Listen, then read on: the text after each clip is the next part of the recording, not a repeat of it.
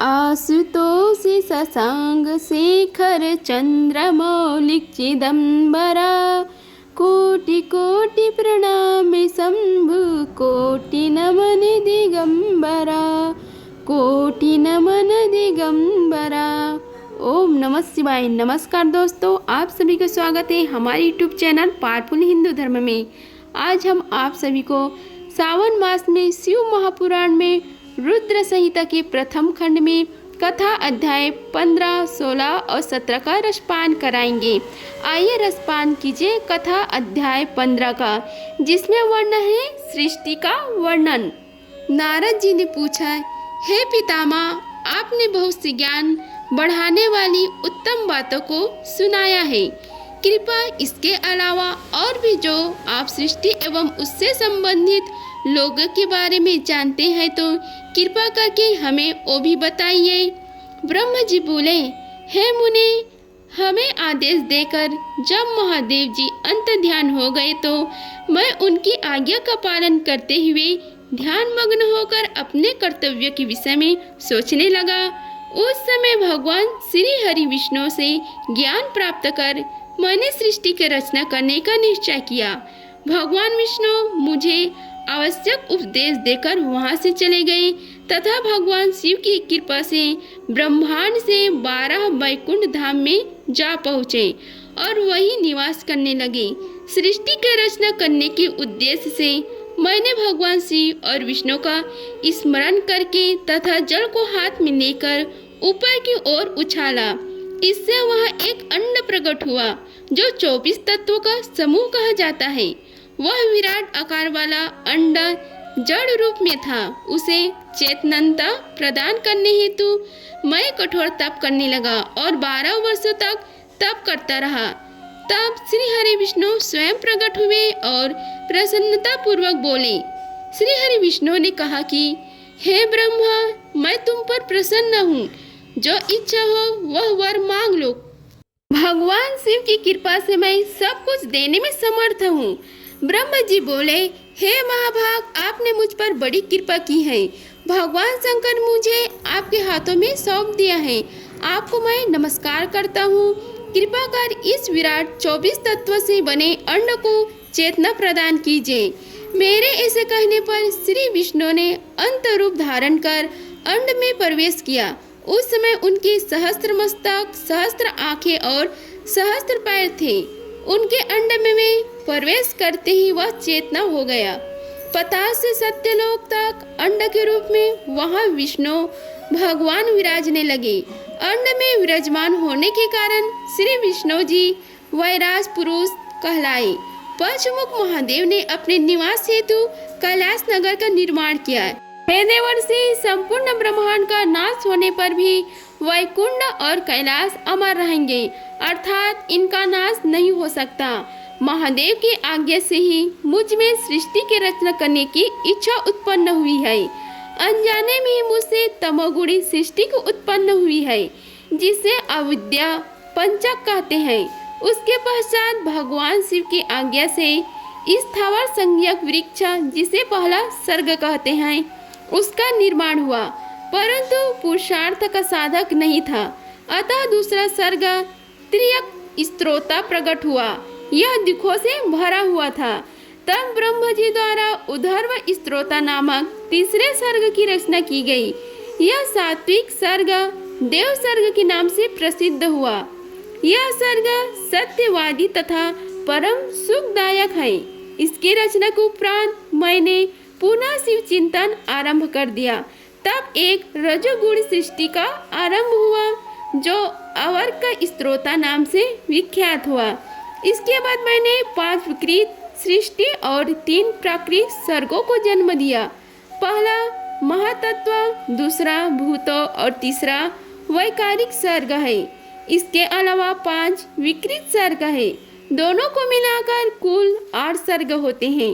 9वां कौमार सर्ग, जिससे सनत सनंदन कुमारों की रचना हुई है।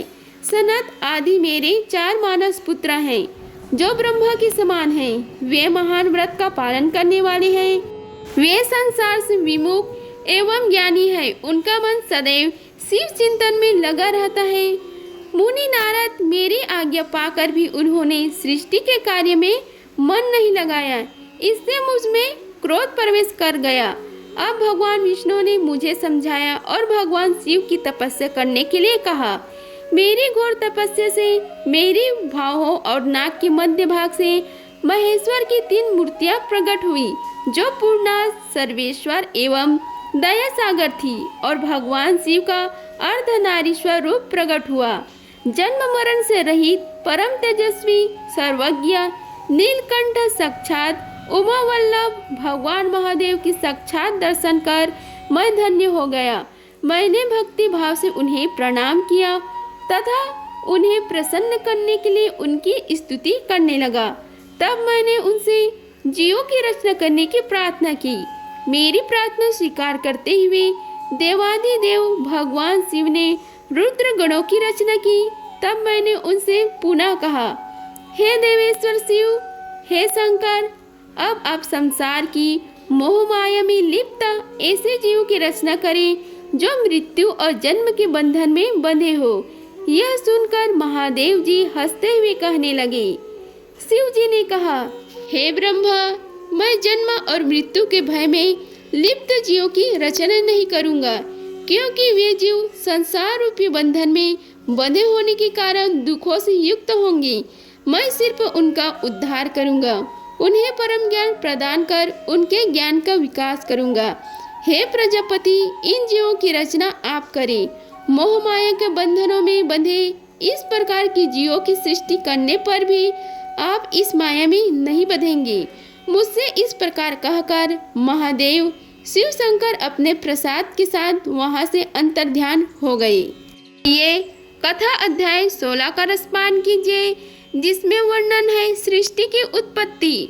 ब्रह्म जी बोले, हे नारद, शब्द आदि 5 भूतों द्वारा पंचकरण करके उनके स्थूल आकाश, वायु, अग्नि, जल और पृथ्वी, पर्वत, समुद्र, वृक्ष और कला आदि से युगों और कालों की मैंने रचना की तथा और भी कई पदार्थ मैंने बनाए। उत्पत्ति और विनाश वाले पदार्थों को भी मैंने निर्माण किया है, परंतु जब इससे भी मुझे संतोष नहीं हुआ तो मैंने माँ अम्बा सहित भगवान शिव का ध्यान करके सृष्टि के अन्य पदार्थों की रचना की और अपने नेत्रों से मरीच को, हृदय से भृंगों को, सिर से अंगीरा को, कान से मुनि श्रेष्ठ पुलह को, उदर से पुलस्तस को, समान से वशिष्ठ को, अपान से कृतु को, दोनों कानों से अत्रि को, प्राण से दक्ष को और गोद से तुमको छाया से गंधर्व मुनि को उत्पन्न किया। सब साधनों के साधन धर्म को भी मैंने अपने संकल्प से प्रकट किया।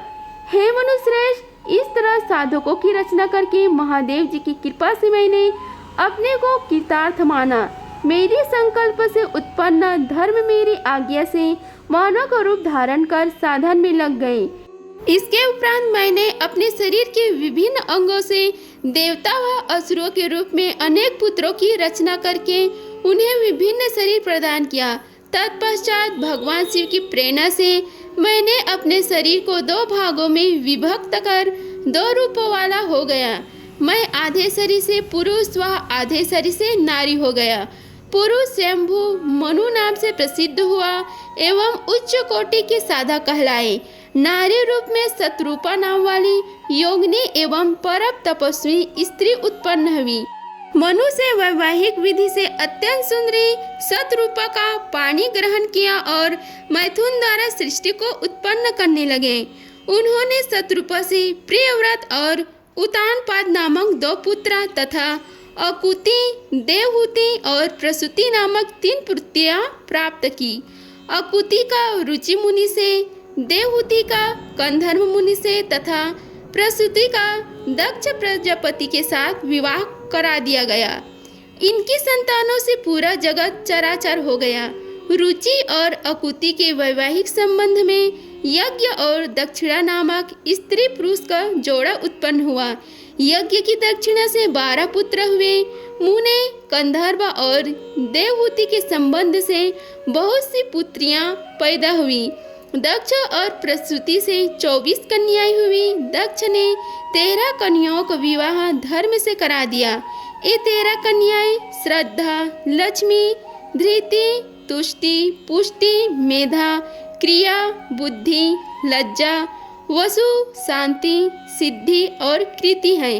अन्य 11 कन्याओं ख्याति, सती, संभूति, स्मृति, प्रीति, क्षमा, शांति, सूया, ऊर्जा, स्वाहा और स्वदा का विवाह भृंगु, शिव, मरीचि, अंगिरा, पुलस्ता, पुलाह, क्रतु, अत्रि, वशिष्ठ, अग्नि और पितर नामक मुनियों से संपन्न हुआ।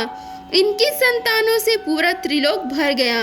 अंबिका का पति महादेव जी की आज्ञा से बहुत से प्राणी श्रेष्ठ मुनि के रूप में उत्पन्न हुए और कल्प भेद से दक्ष की 60 कन्याएं हुई। उनमें 10 कन्याओं को विवाह धर्म से, 27 का चंद्रमा से, 13 कन्याओं का विवाह कश्यप ऋषि से संपन्न हुआ। नारद उन्होंने 4 कन्याओं अरिष्टेनेमी को ब्याह दी। भृंगु, अंगिरा और कुक्षस्व से 2-2 कन्याएं का विवाह करा दिया। कश्यप ऋषि के संतानों से संपूर्ण त्रिलोक आलोकित हुए। देवता, ऋषि, दैत्य, वृक्ष, पक्षी, पर्वत तथा लताएं आदि कश्यप पत्नियों से पैदा हुआ है। इस तरह भगवान शंकर की आज्ञा से ब्रह्मा जी ने पूरी सृष्टि की रचना की।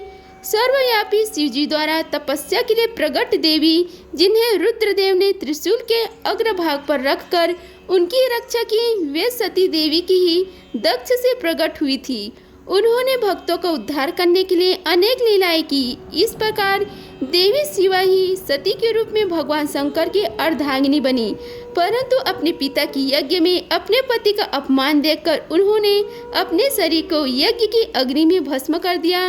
देवताओं की प्रार्थना पर ही वे ही माता सती पार्वती के रूप में प्रकट हुई और कठिन तपस्या करके उन्होंने पुनः भगवान भोलेनाथ को प्राप्त कर लिया। वे इस संसार में कालिका, चंडिका, भद्रा, चामुंडा, विजया, जया, जयंती, भद्रकाली, दुर्गा, भगवती, कामाख्या, कामदा, अम्बा, मृडानी और सर्वमंगला आदि अनेक रूपों से जानी जाती है। देवी के ये नाम भोग और मोक्ष को देने वाले हैं। हे मुनि नारद, इस प्रकार मैंने तुम्हें सृष्टि की उत्पत्ति की कथा सुनाई है। पूरा ब्रह्मांड भगवान शिव की आज्ञा से मेरे द्वारा रचा गया है। ब्रह्मा, विष्णु और रुद्र आदि तीनों देवता उन्हीं महादेव के अंश हैं। भगवान शिव निर्गुण और सरगुण हैं। वे शिवलोक में शिवा के साथ निवास करते हैं। आइए कथा अध्याय 17 का रसपान कीजिए, जिसमें वर्णन है पापी गुण निधि की कथा। सूत जी कहते हैं कि हे ऋषियों, तत्पश्चात नारद जी ने नियम पूर्वक प्रणाम किया और उनसे पूछा, हे भगवान शंकर कैलाश पर कब गए और महात्मा कुबेर से उनकी मित्रता कहाँ और कैसे हुई? प्रभु शिव जी कैलाश पर क्या करते हैं, कृपा कर मुझे बताइए। इसे सुनने के लिए मैं बहुत उत्सुक हूँ। ब्रह्मा जी बोले, हे नारद, मैं तुम्हें चंद्रमौली भगवान शिव के विषय में बताता हूँ। कपिल्य नगर में यज्ञदत्त दीक्षित नामक एक ब्राह्मण रहते थे, जो अत्यंत प्रसिद्ध थे। वे यज्ञ विद्या में बड़े पारंगत थे। उनका गुणनिधि नामक एक 8 वर्षीय पुत्र था। उसका यज्ञोपवीत हो चुका था और वह भी बहुत सी विद्या में जानता था, परंतु वह दुराचारी और जुआरी हो गया। वह हर वक्त खेलता कूदता रहता था तथा गाने बजाने वाले का साथी हो गया था। माता के बहुत कहने पर भी वह पिता के समीप नहीं जाता था और उनकी किसी आज्ञा को नहीं मानता था। उसके पिता घर के कार्यों तथा दीक्षा आदि देने में लगे रहते थे। जब घर पर आकर अपनी पत्नी से गुणनिधि के बारे में पूछते तो वह झूठ कह देते कि वह कहीं स्नान करने या देवताओं का पूजन करने गया है। केवल एक ही पुत्र होने के कारण वह अपने पुत्र की कमियों को छुपाती रहती थी। उन्होंने अपने पुत्र का विवाह भी करा दिया। माता नित्य अपने पुत्र को समझाती थी कि वह उसे यह भी समझाती थी कि तुम्हारी बुरी आदतों के बारे में तुम्हारे पिता को पता चल गया तो वे क्रोध के आवेश में हम दोनों को मार देंगे। परंतु गुणनिधि पर माँ के समझाने का भी कोई प्रभाव नहीं पड़ता। एक दिन उसने अपने पिता की अंगूठी चुरा ली और उसे जुए में हार गया। योग से उसके पिता को अंगूठी के विषय में पता चल गया। जब उन्होंने अंगूठी जुआरी के हाथ में देखी और उससे पूछा तो जुआरी ने कहा, मैंने कोई चोरी नहीं की है, अंगूठी मुझे तुम्हारे पुत्र ने ही दी है। यही नहीं बल्कि उसने और जुआरी को भी बहुत सारा धन घर से लाकर दिया है। परंतु आश्चर्य तो यह है कि तुम जैसे पंडित भी अपने पुत्र के लक्षण को नहीं जान पाए। यह सारी बातें सुनकर पंडित दीक्षित का सिर शर्म से झुक गया। वे सिर झुकाकर और अपना मुंह ढककर अपने घर की ओर चल दिए। घर पहुंचकर गुस्से से उन्होंने अपनी पत्नी को पुकारा। अपनी पत्नी से उन्होंने पूछा, तेरा लाडला पुत्र कहाँ गया है? मेरी अंगूठी जो मैंने सुबह तुम्हें दी थी वह कहाँ है? मुझे जल्दी से दो। पंडित की पत्नी ने फिर झूठ बोल दिया, मुझे स्मरण नहीं है कि वह कहाँ है। अब तो दीक्षित को भी और भी क्रोध आ गया। वे अपनी पत्नी से बोले, तू बड़ी सत्यवादिनी है, इसलिए मैं जब भी गुण नीति के बारे में पूछता हूँ तब मुझे अपनी बातों से बहला देती है। यह कहकर दीक्षित जी घर के अन्य सामानों को ढूंढने लगे, किंतु उन्हें कोई वस्तु न मिली, क्योंकि वे सब वस्तुएं गुण निधि जुए में हार चुका था। क्रोध में आकर पंडित ने अपनी पत्नी और पुत्र को घर से निकाल दिया और दूसरा विवाह कर लिया। इससे अगले की कथा का रसपान हम आप सभी को कल के अगले अध्याय में कराएंगे। अगर आप सभी को हमारी वीडियो अच्छी लगी होगी तो वीडियो को लाइक कीजिए, चैनल को सब्सक्राइब कीजिए और कमेंट बॉक्स में ओम नमः शिवाय लिखिए। धन्यवाद। मिलते हैं अगले वीडियो में, तब तक के लिए हर हर महादेव। ओम नमः शिवाय।